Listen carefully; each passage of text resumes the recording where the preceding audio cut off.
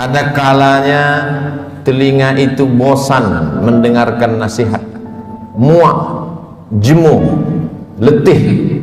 Ada kalanya akal itu tidak lagi bisa diajak untuk berpikir, susah, payah, karena sudah terlalu penuh dengan berbagai macam maklumat, informasi, penderitaan dan kesusahan.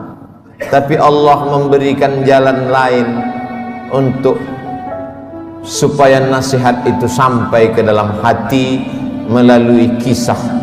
Maka kata Allah kepada Nabi Muhammad sallallahu alaihi wasallam, faqsusil qasasa, ceritakanlah kisah-kisah itu, la'allahum yatafakkarun, biarkan mereka berfikir, biarkan mereka merenung sejenak. Selama jantung masih berdetak, selama darah masih mengalir, mereka masih hidup, hati mereka masih bisa diajak untuk berkompromi. Mungkin kalau dinasihati tidak lagi masuk, tersumbat sudah telinga. Mungkin kalau diajak berdiskusi sudah tidak mempan, saking penat dan lelahnya penderitaan. Tapi kisah-kisah masih menyentuh ke dalam hati sanubari manusia, karena nafas masih berhembus, hayat masih berada di kandung badan. Bagi yang lama tidak juga dikaruniai anak, bacalah kisah Ibrahim alaihissalam yang tidak pernah muak dan bosan berdoa, Rabbi habli minas salihin, berilah aku anak yang saleh. Bukan setahun, bukan 2 tahun, 86 tahun lamanya menikah dengan Sarah, tidak juga dikaruniai anak. Menikah dengan Hajar, anak tidak juga datang. Mereka mengatakan istrinya mandul, mereka katakan tangan mungkin punya anak, karena tulang sudah rapuh, kepala sudah diselimuti uban, mustahil punya anak. Tapi Allah ingin menunjukkan kuasanya. Pagi, petang, siang dan malam dia berdoa, Rabbi habli minas salihin. Akhirnya Allah berikan anak. Bukan cuma istrinya yang muda itu yang melahirkan anak, istri yang dikatakan semua orang mengatakan takkan mungkin punya anak, mustahil punya anak.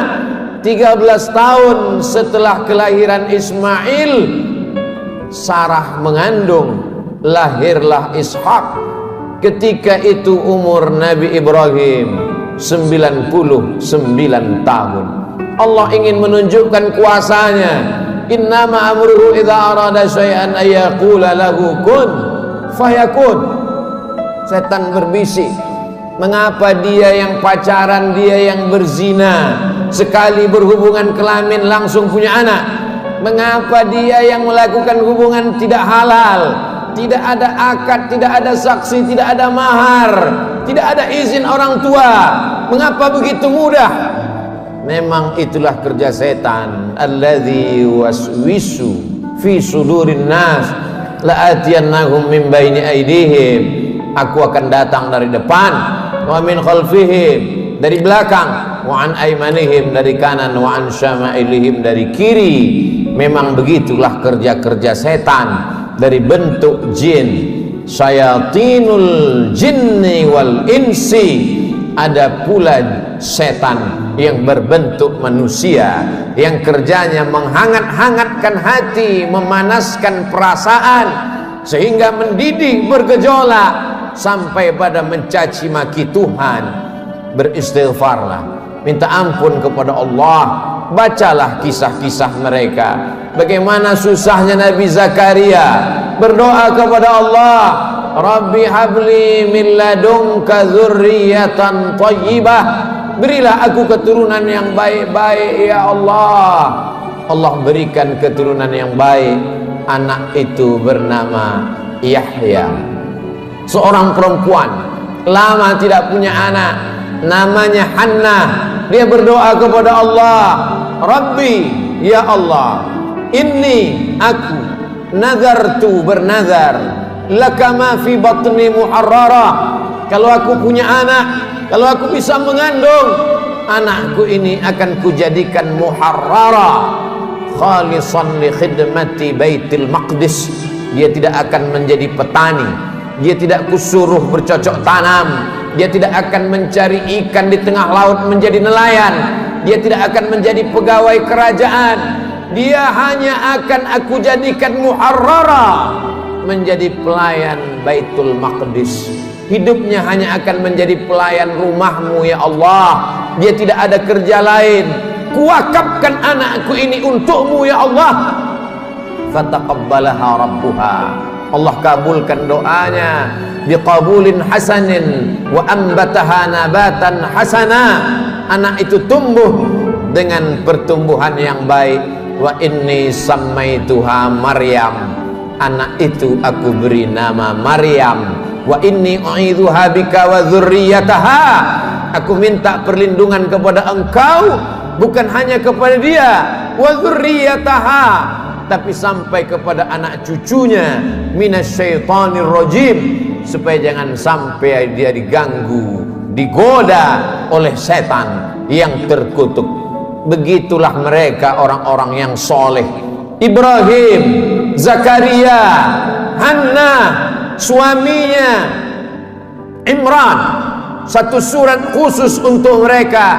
Nama suaminya Imran, nama istrinya Hannah. Hannah melahirkan anak Maryam, Maryam melahirkan anak Isa. Mereka orang yang dekat dengan Allah, tapi tetap diuji oleh Allah. Mereka orang yang dipilih Allah, tapi hidup mereka juga penuh dengan penderitaan dan kesusahan. Lalu siapa kita yang baru sekali dua menempelkan kening ke lantai, bermunajat kepada Allah, merasa hidup mesti senang, hidup mesti tenang, hidup mesti kenyang, padahal kita tak layak untuk menenteng sandal alas tapak kaki mereka. Kita bukan apa-apa dan kita bukan siapa-siapa.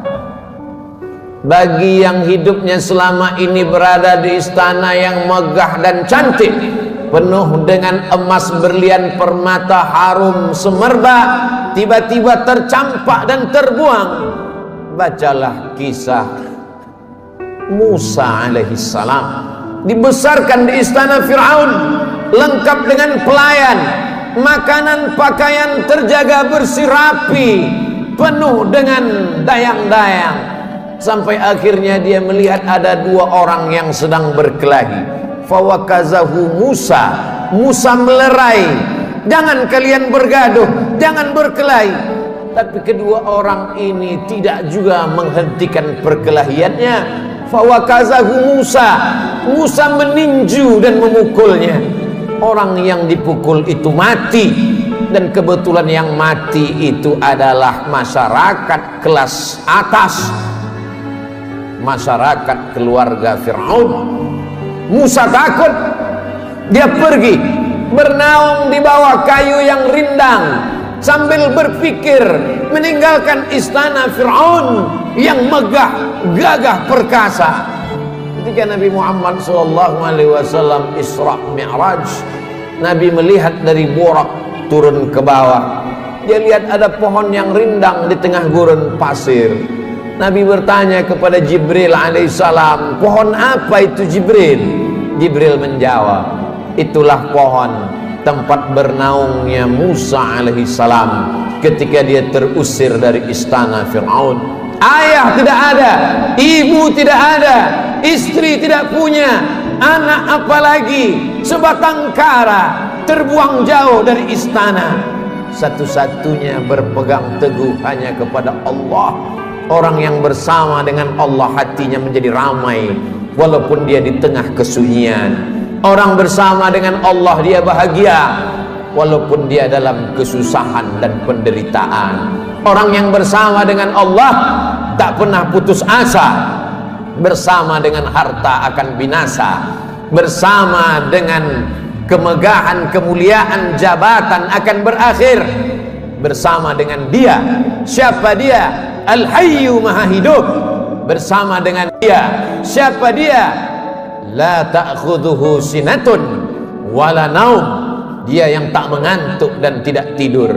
Ternyata itu hanya skenario Allah. Allah ingin melepaskan Musa dari kungkungan harta benda, dari cengkraman kekuasaan Fir'aun terlaknat. Allah ingin mempertemukan Musa dengan guru yang bijaksana, Syuaib namanya. Dari kejauhan Musa melihat orang ramai. Ternyata mereka ngantri untuk mengambil air di sebuah sumur tua yang pintunya tertutup batu yang besar. Tidak sanggup mereka menggeser batu itu, walaupun mereka berkumpul beramai-ramai. Musa dengan kekuatan yang dititipkan Allah menggeser batu itu.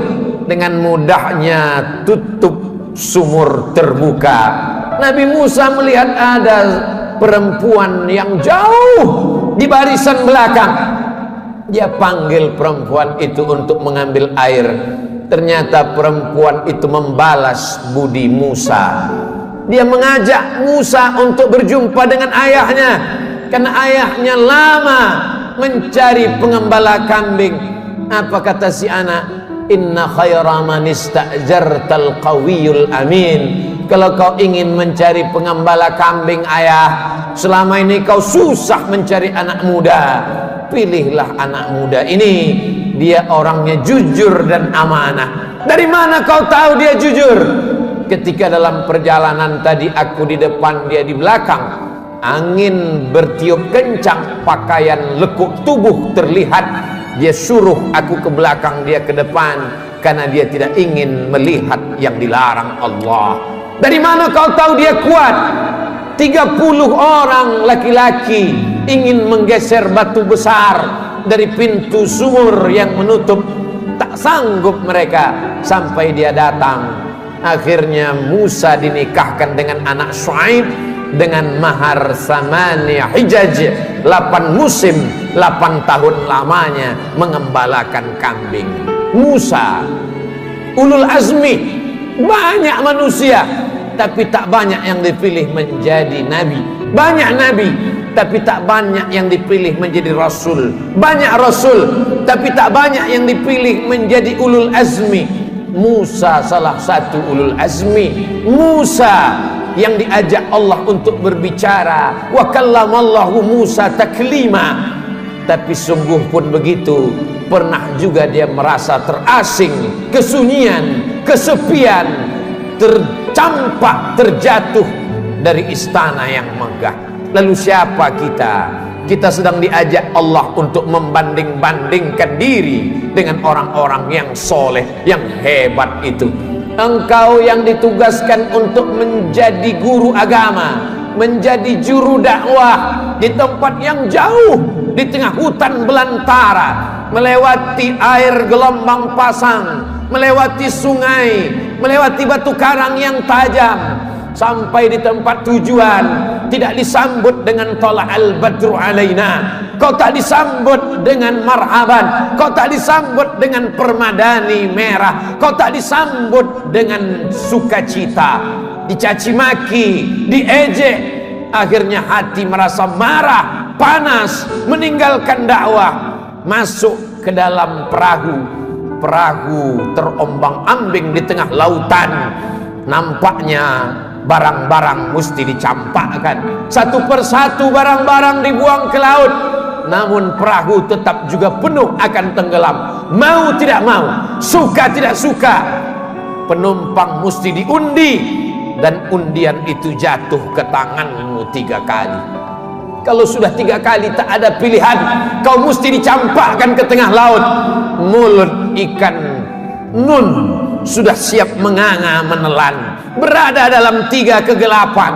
Gelap malam, gelap lautan, gelap perut ikan. Ada kalanya kita merasakan kegelapan, hutang keliling pinggang, satu pun tak ada yang suka. Kawan menjadi lawan, keluarga menjadi musuh. Apa yang dapat kau ucapkan? Itu yang dirasakan oleh Nabi Yunus alaihi salam. Dia hanya berucap dengan mulutnya, la ilaha illa anta subhanaka inni kuntu minaz zalimin. La ilaha illa anta, tiada Tuhan selain engkau, subhanaka, maha suci engkau, aku yang kotor, aku yang hitam, aku yang kelam, aku yang bergelimang dosa. Inni kuntu minaz zalimin, aku sudah zalim, aku sudah aniaya, aku sudah buat dosa. Apa yang dilakukan Allah? Ikan itu memuntahkan isi perutnya. Lalu kemudian Nabi Yunus terdampar di tepi pantai, ditumbuhkan Allah yaktin, labu. Dia makan labu. Hari ini ahli medis, para pakar gizi menganjurkan orang yang sakit untuk memakan buah labu, makanan yang baik untuk penyembuh orang yang dalam keadaan sakit.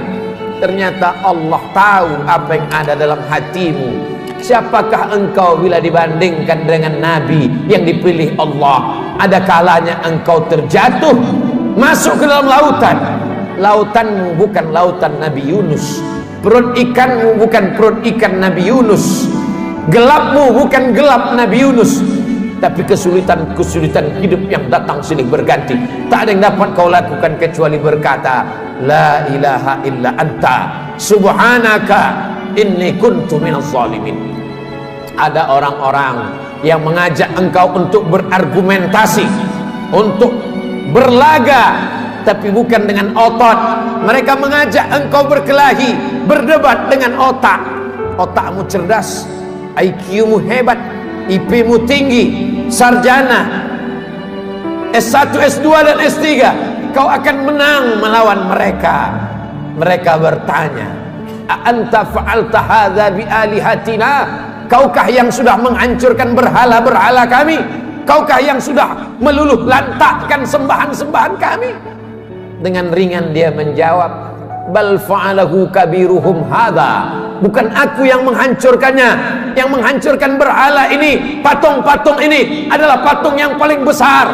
Lihat dari lehernya ada kampak. Dialah yang sudah menghancurkan.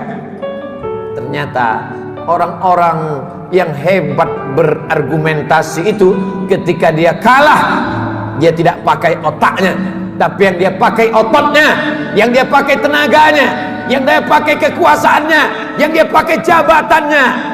Kumpulkan semua kayu-kayu, bakar. Mereka membakar Nabi Ibrahim karena kalah berdebat dengan otak. Mereka pakai otot, jabatan, kekuasaan, tenaganya mereka pakai. Bakar, harriquhu, bakar dia. Tidak ada tempat berserah diri kecuali Allah. Nabi Ibrahim hanya meminta, bermohon kepada Allah. Apa yang dikatakan Allah, apa yang dikirimkan Allah. Allah tidak kirim tayran ababil. Allah hanya berkata, ya nar, wahai api, kuni bardan, sejuklah, wasalaman, selamatlah ala Ibrahim.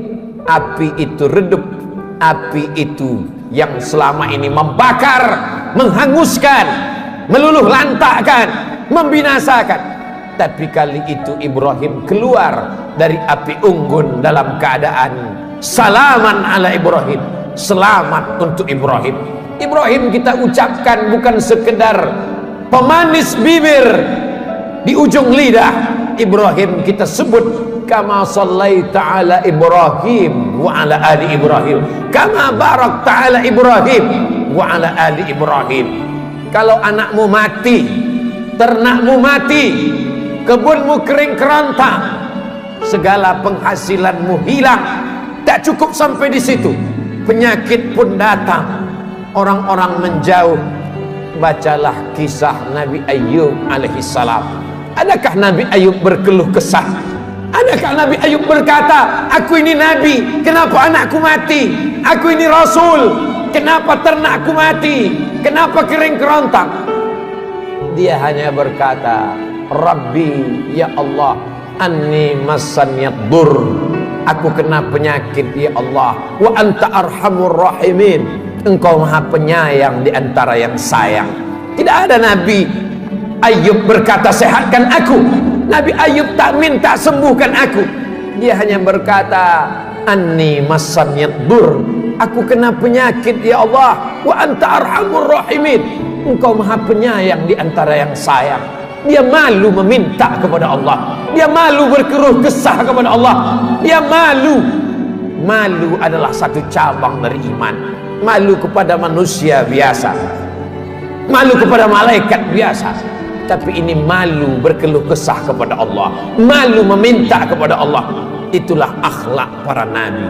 Faqsusil qasasa, ceritakan kisah-kisah itu, la'allahum yatafakkarun, mudah-mudahan mereka berfikir. Kembali kepada Al-Quran, baca Al-Quran, baca terjemah, baca kisahnya, menyejukkan hati, menenangkan jiwa. Semoga video ini dapat bermanfaat bagi kita semua.